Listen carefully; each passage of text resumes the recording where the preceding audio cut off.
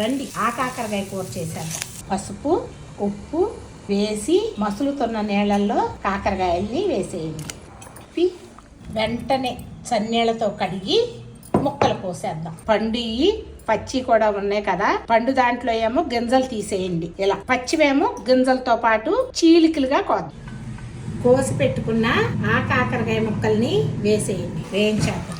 మసాలా కోసం వేరుశనగపప్పు, నువ్వులు, వెల్లుల్లిపాయలు, పసుపు, జీలకర్ర, కారం, వేపాకు, ఉప్పు వేసి కోర్సుగా గ్రైండ్ చేసి తీసుకుంటాం. ఇలా వేగినాయి కదా, ఇలా పక్కకనండి. నూనె మధ్యలోకి వస్తుంది. జీలకర్ర, ఆవాలు, శనగపప్పు, మినప్పప్పు వేసి వేయించు. శనగపప్పు మినప్పప్పు వేగినాయి కదా, కరివేపాకు, పచ్చిమిరపకాయలు వేసేయండి. తిప్పేయండి. అలాగే నూనె పెట్టుకుని మసాలా కూడా వేసారు. ఒకసారి తిప్పేయండి. పొడి వేసుకున్న తర్వాత ఎక్కువసేపు వేసుకొని స్టవ్ కట్టేసేయండి.